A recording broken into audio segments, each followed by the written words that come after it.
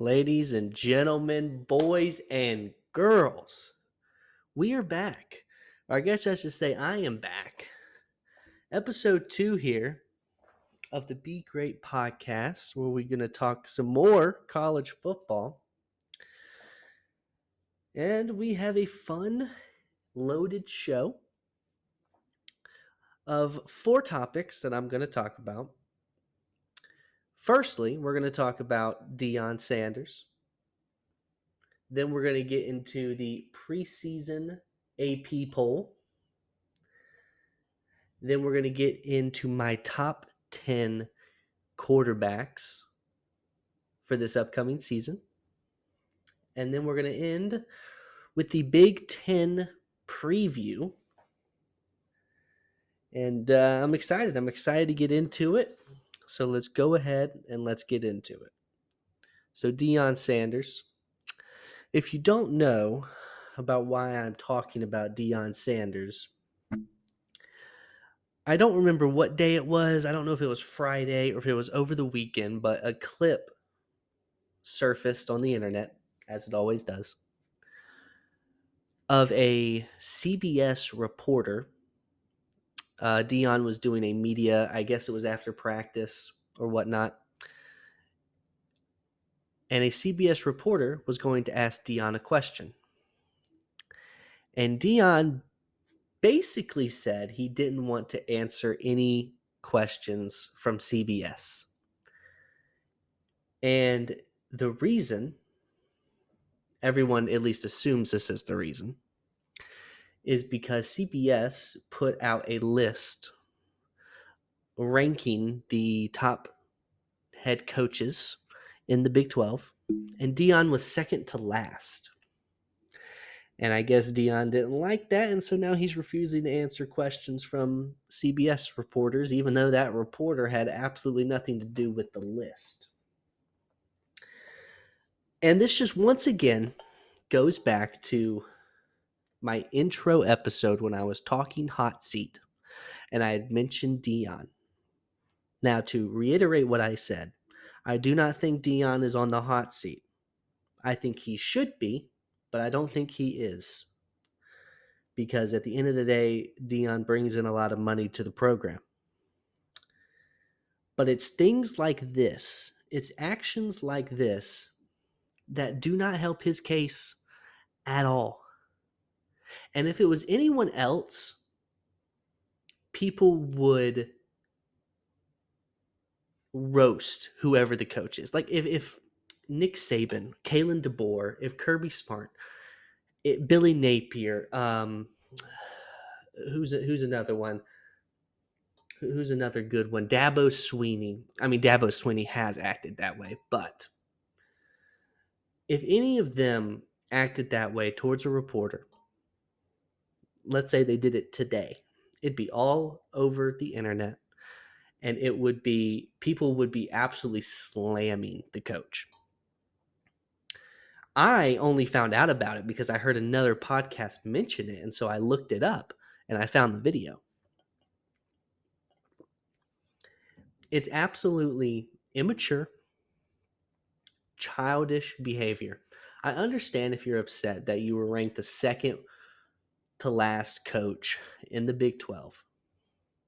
But why are you taking that out on a reporter that had nothing to do with the list?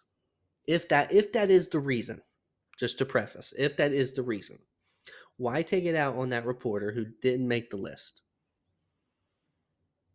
There's absolutely no rhyme or reason for that nonsense.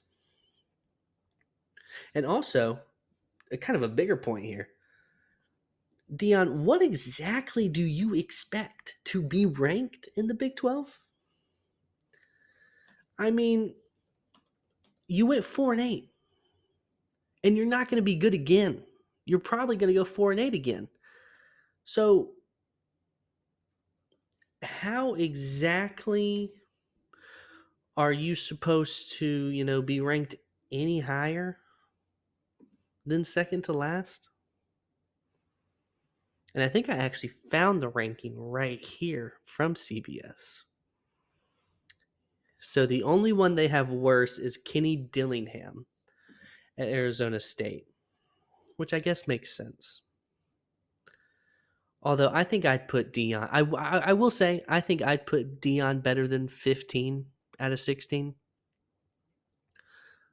but not by much. I mean, I think at best he's probably they have him at 15. At best, he's probably 12 or 13. Because I'd probably put him ahead of Scott Satterfield at Cincinnati. I think he's trash. I would put him ahead of Kenny Dillingham.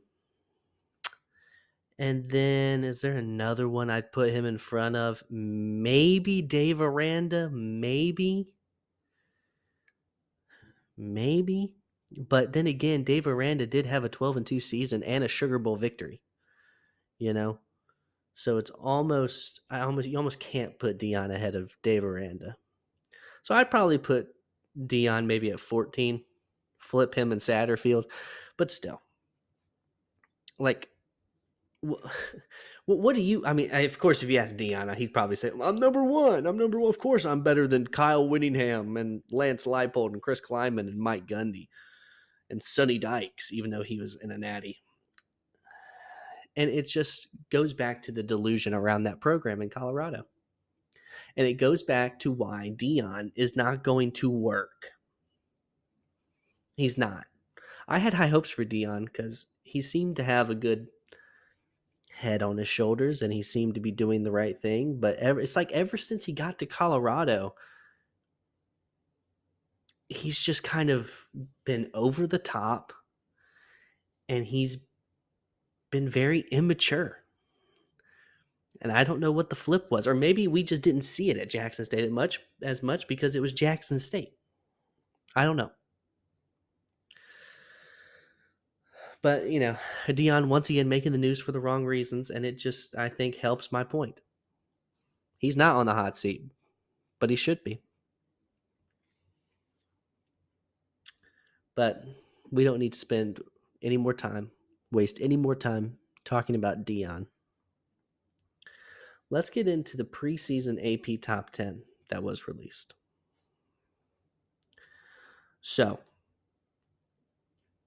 I'm only going to talk about the top 10. I think the full 25 was released today, but I'm not going to go over 1 through 25. I'm going over the top 10. So the top 10, for those who don't know, is 10 Florida State, 9 Michigan, 8 Penn State, 7 Notre Dame, 6 Ole Miss, 5 Alabama, 4 Texas, 3 Oregon, 2 Ohio State, and 1 Georgia. So I think 1 and 2 is pretty much universal. Everyone knows that Georgia and Ohio State are pretty much the top 2 teams coming into this season. And I think most people probably have that top 5 of Georgia, Ohio State, Oregon, Texas, Alabama. It's kind of after that there's usually a lot of variation between people. I actually think the list is pretty good. I think the top 10 is pretty accurate, in my opinion. I would have the same top 10, except I would not have Penn State in my top 10 at all. I think I'd have them around 11, 12 range. I would keep Michigan at 9. I'd keep Florida State at 10, and I would have Utah at 8. I think there should be a Big 12 team in this. I think Utah is a very good team. Bringing back Cam Rising, I think Utah is a top 10 team this year going into the season. And I really don't think Penn State should be ahead of Michigan. I don't really know why they are. I mean, I talked about Penn State last episode. What did I call them? The king of the bronze medal. The kings of third place. That's what they are. They're not the 8th best team in the country going into the season. They're not. And I actually saw a picture comparing the first ever top 10 AP poll, which was back in 1936, and this one. Let me tell you what the 1936 top 10 was. Preseason top 10. And there is only, let's see, one team that's in both. and ironically, they're at the same ranking in both. But at 1, we have the Minnesota Golden Gophers. At 2, we have Duke. 3 is Army. 4, Northwestern. 5, Purdue. 6, USC. 7, Notre Dame. 8, Washington. 9, Pitt. And 10, Yale. Isn't it crazy how far we've come? It's just, I don't know. I just saw that picture and I had to just bring it up because I just think it's so crazy, the difference. But overall, I think it's a good top 10. It doesn't really matter, obviously. The AP doesn't really matter. It's all about the committee rankings. When that starts happening, that's what really matters. This is just a moral victory for these teams, really. That's all it is. But I think that I think it's pretty accurate. I could see you flipping some. I know a lot of people think Ole Miss is better than Alabama this year. I'll believe it when I see it. That's how I feel with Lane. That's how I feel with Mario Cristobal. That's how I feel with, oh my gosh, what's his name? James Franklin. I almost forgot his name. He's so irrelevant. I have to see it to believe it. But I will say Ole Miss does have a very good team this year. They'll just actually have to, produce at a high level. But that's the AP preseason top 10. Now we're going to go into top 10 QBs. Now, last episode, I had said that I was going to cover the top 10 games I'm most excited for this season. I've moved that to the next episode, which will be later this week. That will be uploaded on Friday. So instead, I wanted to talk about top 10 QBs. Now, before people freak out, all right, it's just my opinion, okay? Now, my opinion's usually factual, but if it makes you feel better, it's just my opinion. And I do have honorable mentions. There's going to be a notable quarterback that is not mentioned. And I will explain why after I go through the list, after I go through the honorable mentions. I will tell you why that quarterback. We'll see if you can guess who it is before I finish, or before I tell you who it is. I will explain why I don't have that quarterback on here. So let's get started. Should we start at 1? Should we start at 10? I think I'm going to start at 10. Actually, you know what? Let's start at 1 because I think most people are going to know what the top guys are because I think it's kind of consensus. So we'll start at 1 because to me the top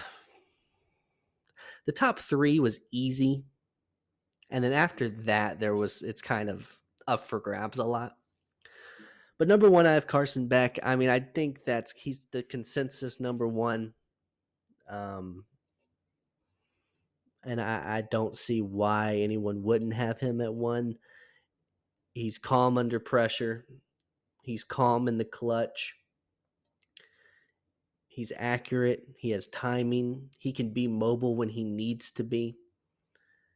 And he's going to be on a team surrounded by a lot of talent. And he's going to have to be in a leadership role this season. And we're going to have to see how he does in that leadership role. And I have faith that Carson will be able to handle the responsibility and the pressure of being a returning senior quarterback. And I think he is destined to be in New York for the Heisman. Now, I've said before, I personally don't really care about the Heisman, but then again, I'm not a player. I'd much rather win the national championship than win the Heisman, than have a player who wins the Heisman. Of course, a lot of people would say, oh, I want both. And that's nice too, obviously. But it just seems like Heisman and national championship recently hasn't really gone together. So, but we'll see how it is this year. Number 2, I have Quinn Ewers. A lot of people, as the season is coming up, have kind of been a little down on Quinn Ewers. I've noticed a lot of people, can he stay healthy, which is valid. A lot of people are not believing in Quinn. And while I understand some concerns and I understand that he has a hard time staying healthy the entire season, I think Quinn showed how good he was or how good he is when in the Alabama game last season. And yeah, look, he has his rough moments. Most of these quarterbacks in this top 10 do have their rough moments. Carson has his rough moments. It is what it is. It's how you bounce back from those moments and how you lead your team through those moments. And Quinn led his team to a playoff berth. That's what he did. Not Arch Manning, him. And look, Texas, they're losing A.D. Mitchell. They're losing Xavier Worthy, which is going to hurt. Losing Jonathan Brooks, going to hurt. But they have a good offensive line. They brought in Isaiah Bond. I feel confident that this team and that Quinn will be very good this season. And I'm more concerned about the Texas defense than the offense. At 3, I have Dillon Gabriel. I think he's very similar to Bo Nix, not necessarily as far as play style, but he's similar as far as skill, in my opinion. Although I think Dillon Gabriel's ceiling's a little bit higher than Bo. I think Dillon Gabriel I think it was the perfect pickup for Oregon. It makes all the sense in the world. Dillon's going to have a ton of weapons out there in Tez Johnson, Evan Stewart. And I just think he's going to shine. I mean, there's a reason he's gaining so many bets to win the Heisman. And so I think he's going to shine. I think he's for sure top 5. At 4, I hate that I put him here, and I debated it, but I had to be honest with myself. I put Deion Sanders at 4. I think Deion has the talent and the ability. But again, I think he doesn't really do well in clutch situations, in my opinion. I think he doesn't have the talent around him to shine as much as he can. I worry that the offensive line is going to get him absolutely killed. And I don't think a lot of things are in his favor. I mean, their best receiver is a guy who is kind of more of a corner than he is a receiver, if we're being honest. I don't know how much I like that. And I don't know if Colorado's going to have much of a run game to take the load off of Deion. But I think he's a good player. But we'll have to see how far that really gets him this season. At 5, I have Jackson Dart. Jackson, it's with the big games, man. It's with the big games. He's got to show up. And it's not just him. It's the entire Ole Miss team. It's Lane Kiffin. It's all of them. Jackson Dart his season and how he is as a quarterback this season will be defined by how he plays in the big moments, in the big games. How does he play in that home game against Georgia? Does he get destroyed like he did last season? Or does he show up and show out and prove to people who doubt him, like myself, why he is actually a top 5 quarterback?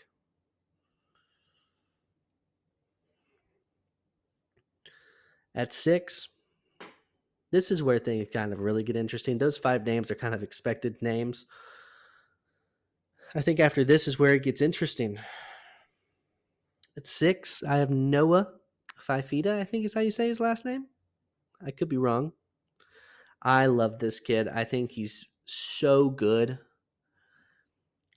He's a quarterback for Arizona, for those who, for some reason, don't know. I think he's good. I think his only kind of setback is his height, but we've seen plenty of shorter quarterbacks succeed. Kyler Murray, Stetson Bennett, yada, yada, yada. Bryce Young, you know. And I think Noah is, I think he's going to light it up. I think he's going to light it up. 7, I have transfer quarterback Cam Ward. I think Cam Ward is a great addition for Miami. And I think he has the mobility. He has the arm, the throw power. He has the arm strength. That's the word I was looking for. And I think alongside Damian Martinez and Restrepo at Miami, I think he's a great addition. And I think he has the weapons around him. Again, though, will the coaching be there? Will Mario Cristobal set this team back? That's the question. Because Cam Ward can take them far. 8, I have Riley Leonard, a quarterback who I believe is one of the more underrated quarterbacks. And I think a lot of people forget how good he was at Duke. And now he's at Notre Dame. And I think he could be special at Notre Dame. Now, again, he's going to have to stay healthy. But the schedule is not too hard. Notre Dame is expected to have a big year this year. And I think Riley will be a big part of why they have a big season this year. At 9, I have Cam Rising, Utah quarterback who feels like he's 40 years old. Cam didn't play at all last year, coming off of an injury. Again, I think people forget how good Cam Rising is. He's a special player. And to have that kind of veteran leadership, that veteran quarterback guy for a Utah team that's good and who is very capable of making a playoff run, I think Cam is a very important piece. And I think this is a year that Utah needs to have it. Whittingham needs to get this team the automatic playoff berth by winning the Big 12 and get them the bye. And if that happens, I think Utah could be dangerous. And then at 10, Jalen Daniels, Kansas quarterback.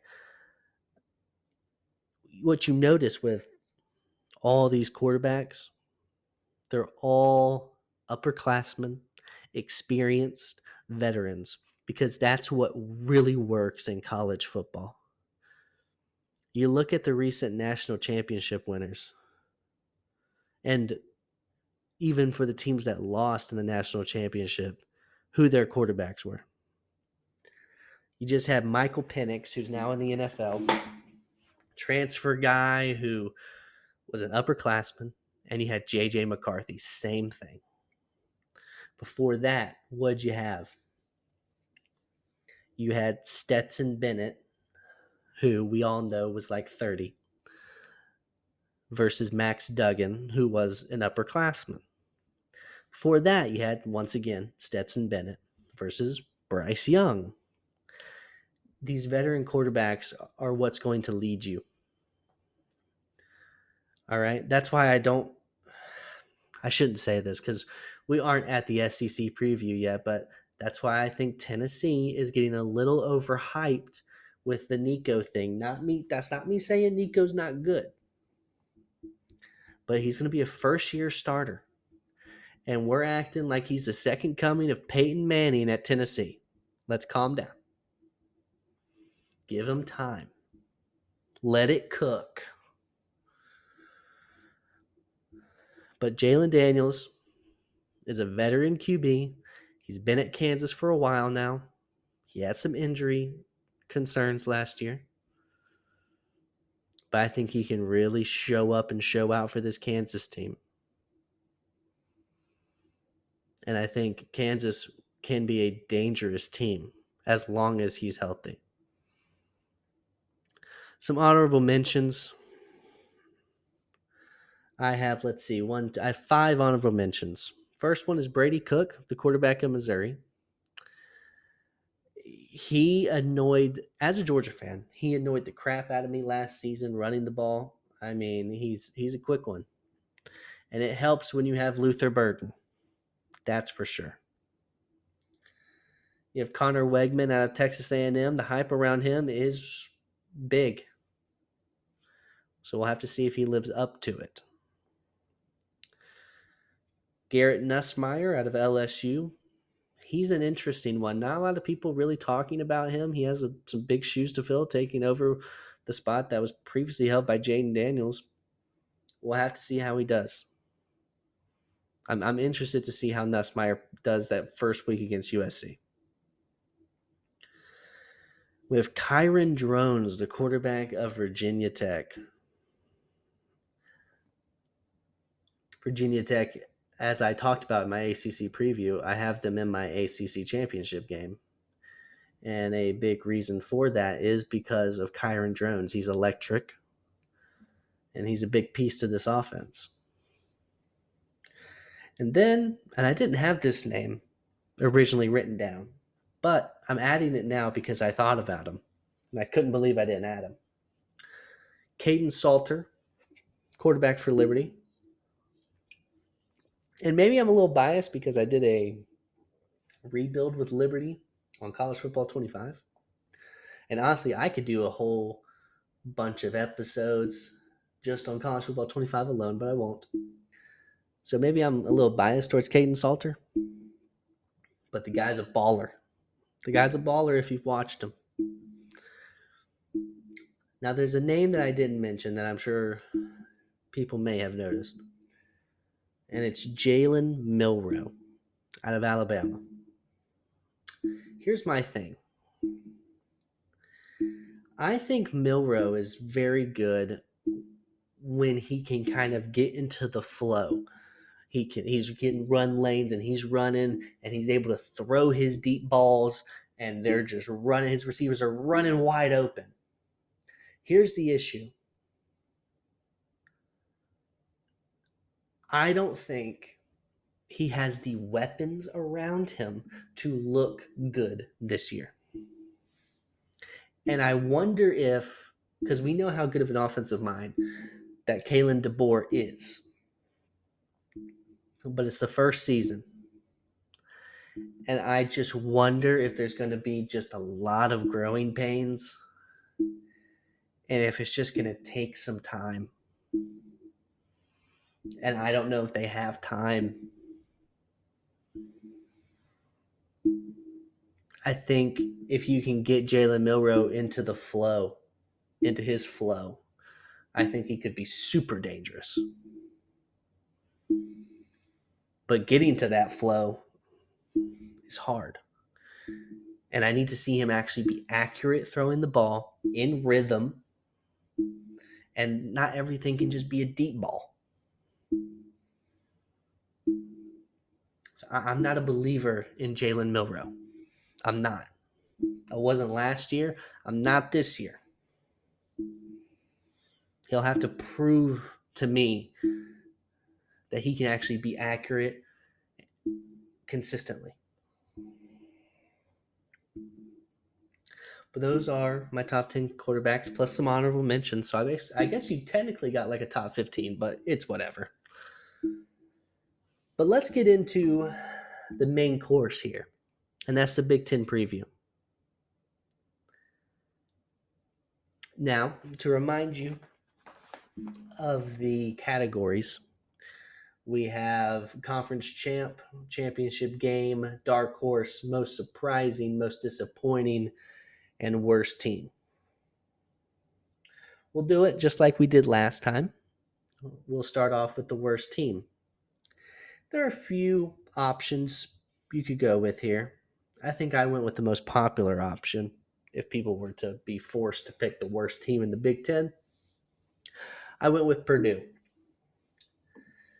Now, I think Purdue's going to take some time with their head coach, but they just don't have the talent. They don't have the guys this year, especially when you have some of the other bottom tier teams from last year that got better, like Indiana, for example. But for me, it was between Purdue and Northwestern. I think one of those two was going to be the worst. But if you look at Purdue's schedule, you know I love looking at these schedules. I mean, we're going to be looking at a bunch today. Indiana State is their first game. I mean, that's a win, right? Obviously. But after that, I think they lose 6 in a row. I think, well, I don't think, I know they're going to lose to Notre Dame. Oregon State, I think, is going to be a lot worse than they were last year. But you have to travel to them, and I don't know if they're worse enough to lose to you. So I think you lose there. I think you lose to Nebraska. I think you lose to Wisconsin. Illinois, you could win. It depends on what Bielema team shows up that day. But it's at Illinois, so I'd probably give them the win. And you're going to lose to Oregon. So then you're looking at Northwestern. You need that win. you need that win because you realistically, if you're Purdue, I mean, you could only have one win the entire season if you're Purdue. One win the entire season, and that's with Indiana State. Because there's no other cupcakes on your schedule. So you need that Northwestern win to give you two. Because after that, then you get Ohio State, Penn State, Michigan State. Loss, loss, loss. And then Indiana at Indiana. I think that's a loss as well. So I think at best, you're what, 2-10? Not great. Now you do have a bye in between the Oregon and Northwestern game, which will play into your favor, which makes me feel more confident that you'll win that game. But again, I see 2 wins at best for Purdue. Most disappointing. This one might cause a fight. I have Michigan. Because as I've talked about many times, Michigan's fan base is delusional. And I think that they think there's going to be little to no drop off. And even if there is drop off, they're still going to be, right there for the playoff. I don't, though. Let's do my favorite game. Let's look at the schedule.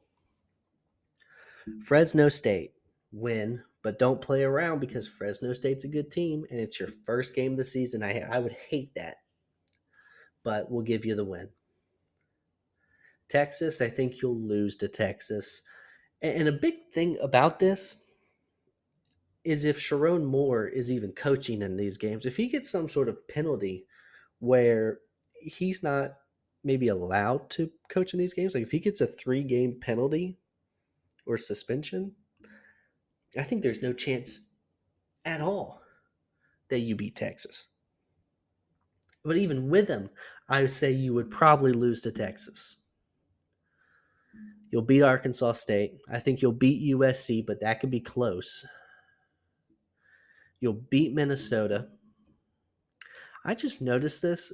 Michigan does not have an away game until October. Like, what is that? Their first 5 games of the season are at home. That's crazy. So your first road test against Washington, that could be dangerous. Illinois, you'll beat. Michigan State, you'll beat. Oregon, they'll beat you. Indiana, you'll beat. Northwestern, you'll beat. And I think you'll lose to Ohio State. I think minimum you have 3 losses. And I think you might get a 4th against Washington. And you could get a 5th against USC if you're not careful. And I think that's a disappointing season for if you're a Michigan fan. Because ideally, look, winning the national championship is great, but ideally you want to see consistency. And that would not be consistency. And a part of that could be because you're not cheating anymore, but we won't get into that. Most surprising. Does Michigan even know who their quarterback's going to be, by the way? Let me stop. Just let me stop. Most surprising, I have the Michigan State Spartans for a multitude of reasons. I love Jonathan Smith. Love him. Loved him at Oregon State. Love him now at Michigan State. I like Aiden Childs. Am I saying this team is going to be fantastic? Absolutely not. This team will be very mid. But I think mid would be surprising. I think a lot, especially from last year. Last year was terrible. It was downright awful. I think you'll beat Florida Atlantic. I mean, guys, I think Michigan State could surprise people and start off 4-0. Now, it would fall off a cliff after that, but I think it's possible. I think you'll beat Florida Atlantic. The Maryland game, again, it depends on what Maryland team shows up that day. Very hit or miss with them. I think you'll beat Prairie View, and I think you'll beat Boston College, which would have you, depending on the Maryland game, 4-0, 3-1. That's a tremendous start. But then, obviously, you have a gauntlet. Ohio State, Oregon, Iowa, Michigan, your next 4. That's rough. And you'll lose all 4.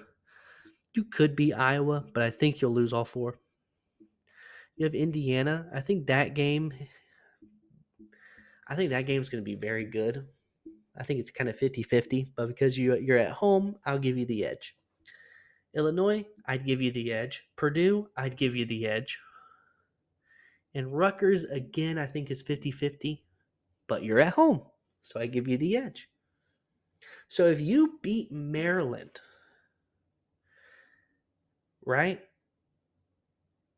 that's 8-4. That's a great first season for Jonathan Smith.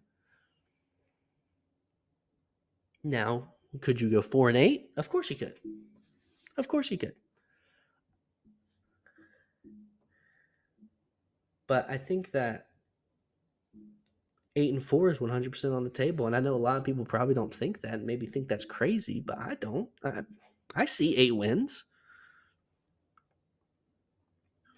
I mean, people want to act like Michigan, like the Big Ten is so good up and down the conference. It's not. Maryland is very hit or miss. Boston College is the same way. Illinois, the same way. Rutgers, the same way.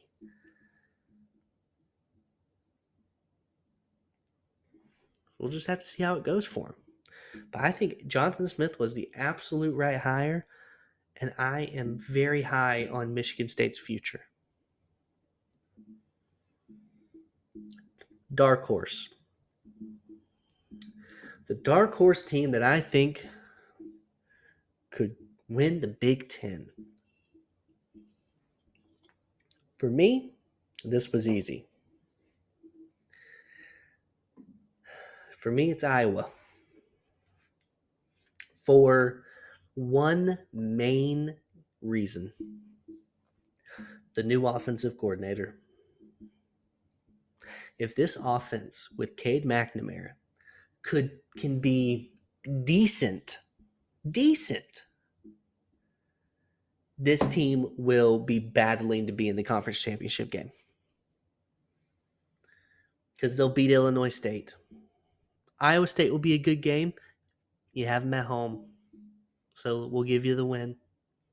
You'll beat Troy. You'll beat Minnesota. You'll lose to Ohio State. I think you beat Washington. I think you beat Michigan State. I think you beat Northwestern. I think you beat Wisconsin. I think you beat UCLA. I think you beat Maryland, and you could beat Nebraska. This team could have one loss. If this offense is decent, not great, not even good, decent, this team could have one loss, and that's to Ohio State at Ohio State. Think about that.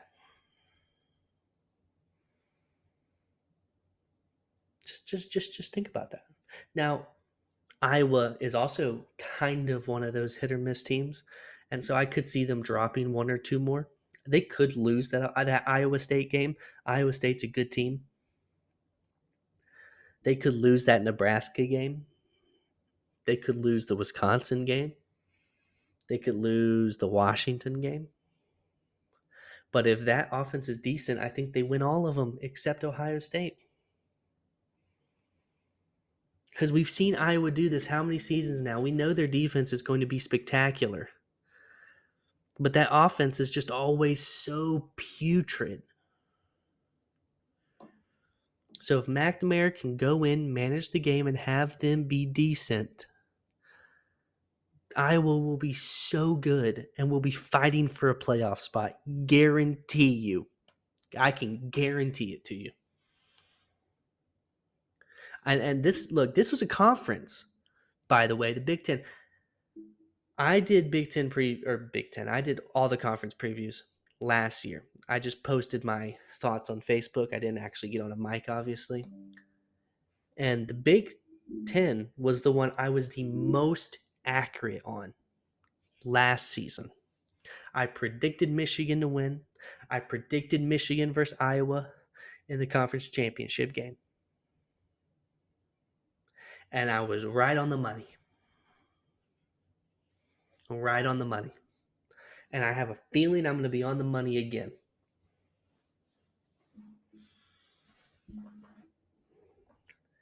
Championship game. What are we thinking here? I mean, I think it's obvious what I'm thinking. I think it's obvious. You know how I feel about Penn State. The Kings of third place. Now, I don't think they get third place this year. I think it might be worse than that, but whatever. The loser of the conference championship game, to me, is Oregon. Now, to clarify, I'm going to go ahead and tell you. They face Ohio State in the conference championship game for me, and I have Ohio State winning the Big Ten. Now, I'm going to tell you how I see this working, because they go in tandem, because they play each other during the regular season as well. At Oregon, I think Oregon will beat Ohio State in the regular season. I think Oregon will go undefeated in the regular season. But then I think Ohio State will, with only the Oregon loss in the regular season, will get their revenge in the championship game and beat Oregon. And I think they'll both be in the playoff. I think Ohio State will probably end up with the 2 seed. Oregon with probably the 5 or 6 seed. That's what I think. I think Oregon and Ohio State are both behemoths as far as teams. I think they're far and above every other team in that conference. The thing that worries me with Oregon is, have they really won a big game before with Dan Lanning? The thing that worries me with Ohio State, can Ryan Day actually get it done? And how am I supposed to feel when Will Howard, a guy who probably wasn't even going to win the starting job at Kansas State, is now your quarterback? Now, Will Howard is fortunate that he has a ton of studs around him, as is Dylan Gabriel. But Dylan Gabriel, I mean, I think we all know is better than Will Howard. To me, Will Howard is the definition of mid. Will Howard do more for you than Kyle McCord did? Probably. I'd say so. And maybe that's all you need. We'll see.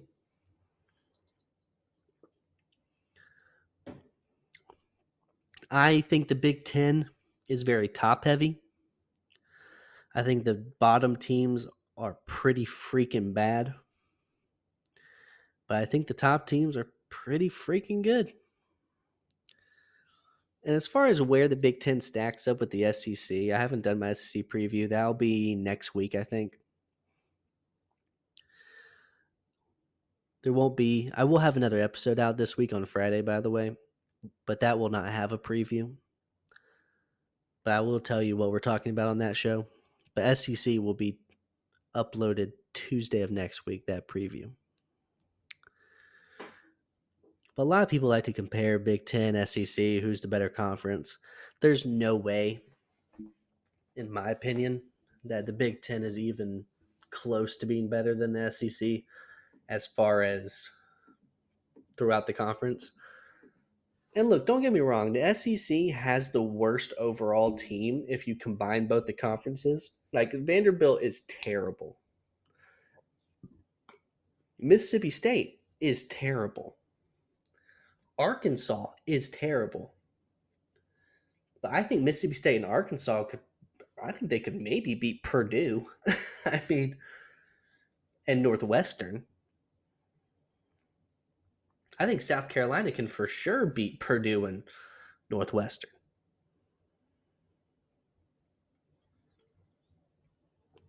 Now,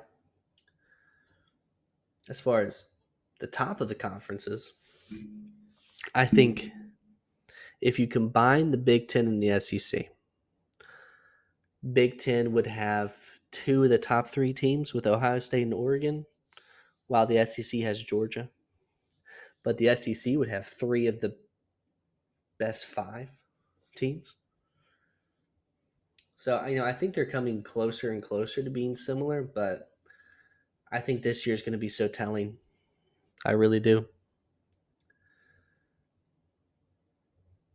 I think this is a big year for Ohio State. I think this year is of the utmost importance for Ohio State and for Ryan Day.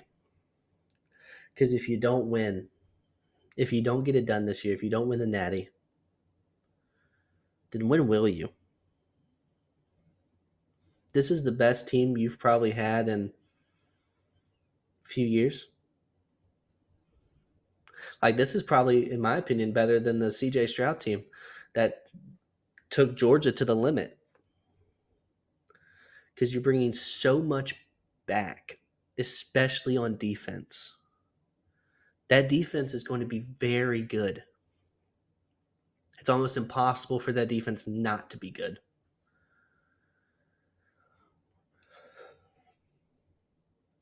So if you don't get it done, then what? Then what? That's not me saying Ohio State has no depth, has no young talent. Obviously, they do. They always recruit well.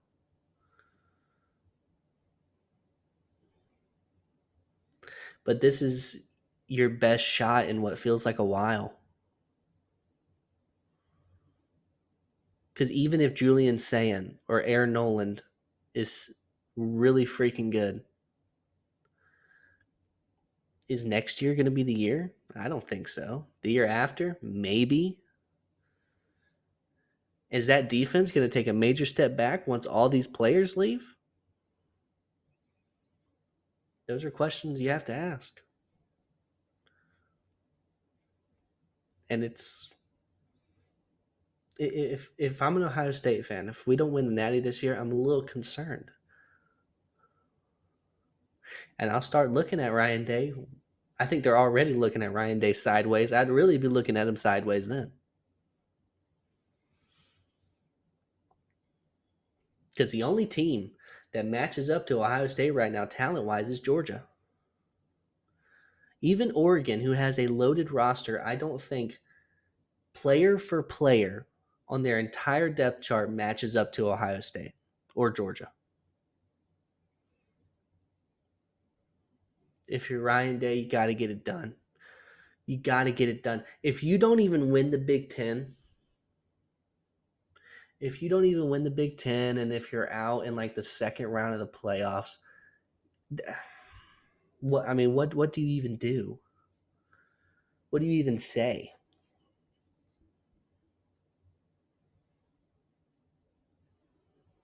It's an important year. That's it for today's episode. I will be releasing another episode 3, on Friday, the 16th. Then is when we'll be going over the top 10 games I'm most excited for this season. And I will give my thoughts on the playoff expansion and conference realignment, the transfer portal, NIL, all of it.